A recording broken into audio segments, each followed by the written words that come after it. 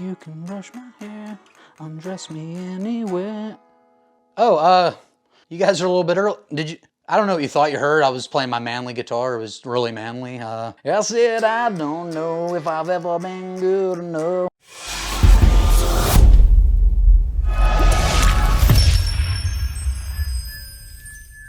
What's going on, everybody? Welcome to my review of Greta Gerwig's Barbie by Mattel. So after a summer of box office bomb after bomb after bomb, no, that's not an Oppenheimer joke, the movie gods finally gave us a break in a big way with the behemoth that has become known as Barbenheimer, or Oppie. And this is literally the biggest movie-going event since I would probably say Spider-Man No Way Home or Avengers Endgame.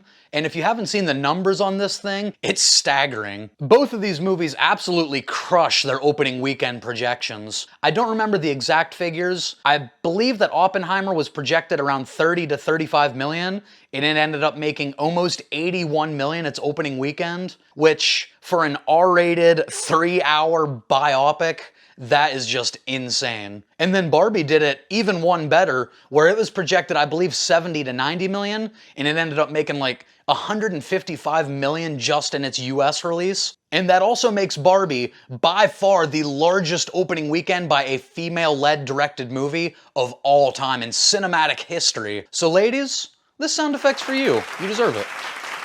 So in fear of being called a fake movie fan by the online comments, of course I had to do the double feature, the bar crawl, if you will. Stop trying to make fetch happen. It's not going to happen. And while admittedly I probably watched them in the wrong order, you are gonna get a review for both movies, but I decided to put my videos out in the order that I watched the movies. So today we're gonna be talking all about Oppenheimer. Guys, that's a joke. It's Barbie. We're talking about Barbie. Do you guys ever think about dying? And the first thing, right out of the gate, whether you love it, hate it, or have no real strong feelings about it, Greta Gerwig is such a unique director. This is somebody that you can't put in a box. It's not like oh, you're the action person, so you make action movies, or, oh, you do rom-coms, that's your thing. Greta Gerwig, as a lead director, this is now her 4th or 5th release, and every one of these movies have been just so radically different from the one before. So in a time where Hollywood is really lacking, like, creativity or originality, there is absolutely no denying that Greta Gerwig is one of one. She is an original, and I love that about her. But before I get into my full thoughts, as always, let me know what you thought of Barbie down in the comments below. Did the over-the-top goofiness and humor work for you? Did you like the story beats that they went through and the themes that they had? Or was this just kind of a huge swing and miss for you? Please leave your comments down below. I want to talk all things Barbie with you guys.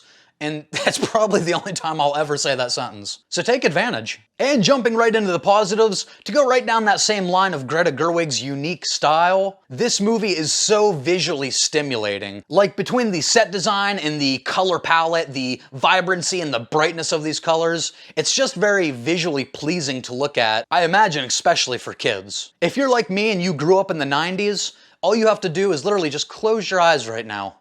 Close them. Just close your eyes and picture any Barbie commercial from the 90s, like with her Barbie Dreamland or her Barbie Castle. If you open your eyes and look at this movie, to me that's exactly what comes to mind. I think they absolutely nailed the visual aesthetic of the movie. Now, the section in the real world, maybe that's not as visually compelling, but I don't think it's meant to be.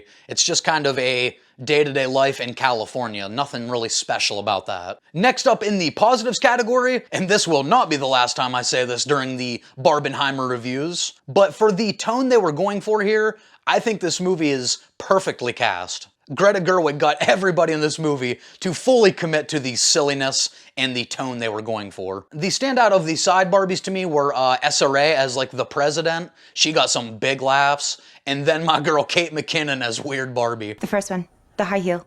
You have to want to know, okay? Do it again. They found the perfect role for Kate McKinnon, and she's just an actress that makes me laugh every single time.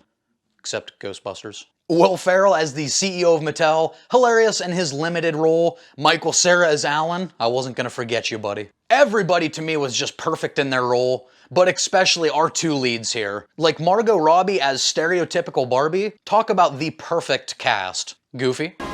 perfect cast. She did such a good job at just bringing this character to life, and I loved both sides of her personality. Like, the first half hour, 45 minutes is really just kind of her hamming it up in Barbie Land where everything's perfect. She does great with it, but she's not meant to have layers or depth. And then the back half of the movie, when she kind of starts to develop, I love that progression for her as well. So both sides of the character, I think she did equally well in both. But the absolute star of this movie has to be Ryan Gosling as Ken.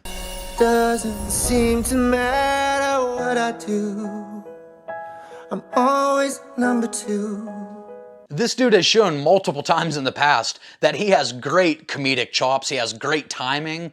I was so happy to see him fully utilized in a role that is just kind of perfect for him. Like, wasn't Ryan Gosling born to be Ken? I know we still have 5 months left, but this is the best time I had in a movie in 2023. As far as the comedy in it, to me the comedy worked the whole time through. Now maybe I had the movie theater goggles on, maybe I'll watch this at home and the comedy won't land quite as well for me, but my entire theater, which by the way was a sold out crowd, the first one I've seen since No Way Home, my theater had a great time from beginning to end. We were laughing our asses off. So to me, this is a great comedy, but Ryan Gosling was definitely the star of the show if you're going to this more looking for comedy instead of like the deep message. I think he may have brought just enough energy, just enough Kenergy to have an outside shot at a Canatomy.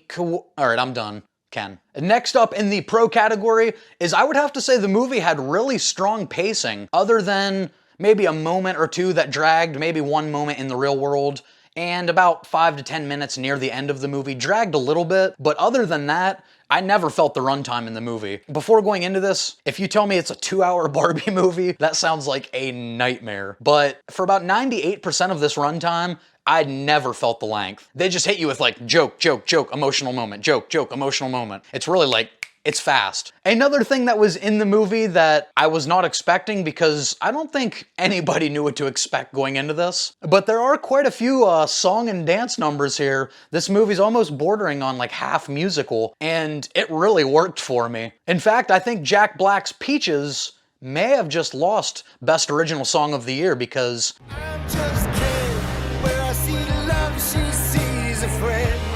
What will it take for her to see the man behind the tent? But yeah, some of the biggest laughs in this movie are just when out of nowhere this full choreographed song and dance number just come and like slap you in the face. And I mean, they were really well thought out. Like, the lyrics are funny, but even more than that, it's a lot of like the physical comedy with Ryan Gosling and Simon Liu, Shang-Chi. It's a lot of physical comedy with those two, especially during these dance numbers, that I really had a good time with. And then to give credit to one role that was just strictly voice acting here, we kind of get our narrator in the movie, and it's Helen Mirren, and she really does a good job setting the tone for what's happening on screen so we're not completely lost. And even Helen Mirren gets in on the comedy as the narrator. Like, there's this one scene where Barbie doesn't think she's beautiful anymore, and Helen Mirren kind of pauses everything and points out to the audience how ridiculous it is that someone like Margot Robbie is saying she's not beautiful. So a great job kind of peppering her in there when she was necessary, and for a few extra laughs. Another thing that I loved that Greta Gerwig did here, she's a director that doesn't really play it safe. She doesn't play into tropes or stereotypes. Like, a good example is Will Ferrell and the whole group of Mattel. You know what? We should probably get Ken first. Ken isn't something we're worried about.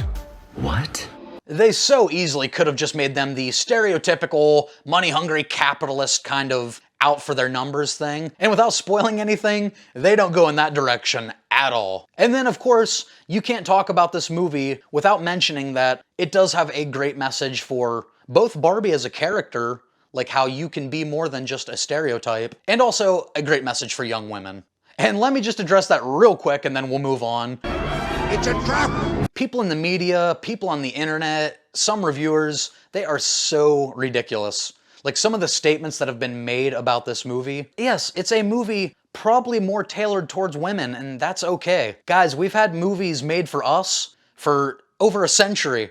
I think it's okay if the women get one every once in a while. What do you think? I mean, this is how bad it is. You guys know I don't like pulling out my phone during a review, but let me read just a few of these 1-star Letterboxd reviews of Barbie. An alienating, dangerous, and perverse film. What? Bro, what are you talking about, man? The feminist agenda will kill us all. And then my personal favorite, they won't be happy until we're all gay. There are plenty of reasons not to like the movie. If it didn't work for you, that's fine. But if you're one of those people that are so terrified of women getting their moment, of women getting a movie that's made for them, and that lets them feel good about who they are, about being enough, I hope you're not one of my subscribers, that's all I'm saying. And then finally, my last positive for this movie has to be mentioned. I don't know why every reviewer hasn't said it. Matchbox 20. Hey, you know who that is? Huh? That's Rob Thomas. Matchbox 20. Sing a song. Shut up. All right, now let's get into my mixed and my negative. And this section is going to be significantly shorter than my positives because, guys, I loved this movie. I really did. The first thing I will say is I'm not exactly sure who this movie was made for. Like, there are kid-friendly moments, and then there are some adult jokes where I'm like, wow, I can't believe they put that in there. So it's just, it kind of feels all over the place in a sense of, is this made for girls that grew up with Barbies and they're in their 30s and 40s? Is this made for little girls and just little kids in general? Kind of mixed tones there, so not exactly sure who it was made for. And of course, you know every person saying, well, I'm not the target audience. Yes, it wasn't made for those people. And before the movie, I would have said I'm not the target audience, but shit, apparently I am. Am I Ken? And then there are occasional moments where men bad, woman good message, it's kind of a little on the nose, a little heavy-handed. Like, I thought there were multiple moments in the movie where they could have shot for, like, a message of equality, like a level playing field. And a lot of times they went for the humor instead and kind of put women on a pedestal and kind of degraded men. And, I mean, it's funny. Like I said earlier, I'm not one of the guys that this hurt my feelings, but there were times where I'm like, oh man, this is a little rough. I'll bet you conservatives fucking hated this movie. I'm gonna give my review of the Barbie movie in the most Oppenheimer fashion.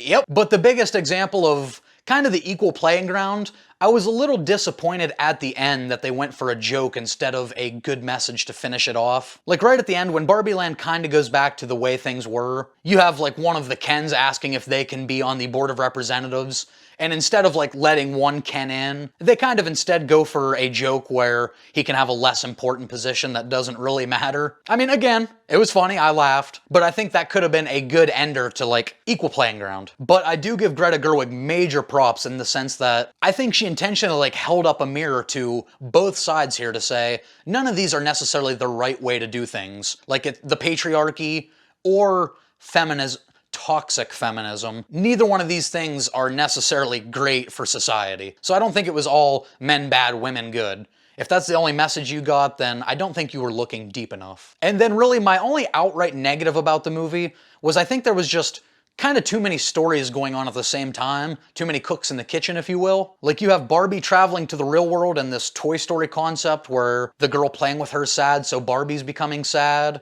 And then you have Will Ferrell as the CEO of Mattel chasing Barbie around. You have this mother-daughter dynamic with America Ferrera and like this broken relationship between mother and daughter. You have Ken going back to Barbie Land to try to introduce patriarchy. It's a lot going on. And I think if there's one story you could have cut, not everyone will agree, but to me, it was the mother-daughter thing. To me, that was kind of the weaker of the two serious plot lines here, especially when the daughter was so extremely unlikable that I'd never really rallied around her. I 100% think that America Ferrera still should have been in the movie because she gave like this 3 to 4 minute monologue near the end that was so powerful. Like literally 25, 30 women in my theater were clapping. I think she should stay in the movie, but I think there was just a better way to incorporate her. Barbie in the real world. That's impossible. But overall, I just had a great time with Barbie. To me, this is a good theater movie. It is a random, what the fuck is happening popcorn movie, but also has a good message in it. I think it is the best comedy of the year and the best time I've had in a theater in 2023. Guys, I'm gonna give Barbie an 8.25 out of 10. Holy shit, did I just say that? As always, let me know what you thought of Barbie down in the comments below. Did you love the non-stop, goofy, over-the-top comedy? Did you like the messages for women, the story beats they went with? Or was this just really not your movie? Please let me know. I am super anxious to read comments on this one. Guys, I want to talk about Barbie, and now I finally have an excuse to. While I have you, me and two friends do a weekly pop culture podcast called Culture Shocked. So if you're a podcast listener, if you have a long commute to work, link for that will be down in the description. Give it a listen. As always, if you enjoyed this review, please consider giving it a thumbs up and subscribing right over here so you don't miss that big Oppenheimer review. And as always, we'll see you in the next one.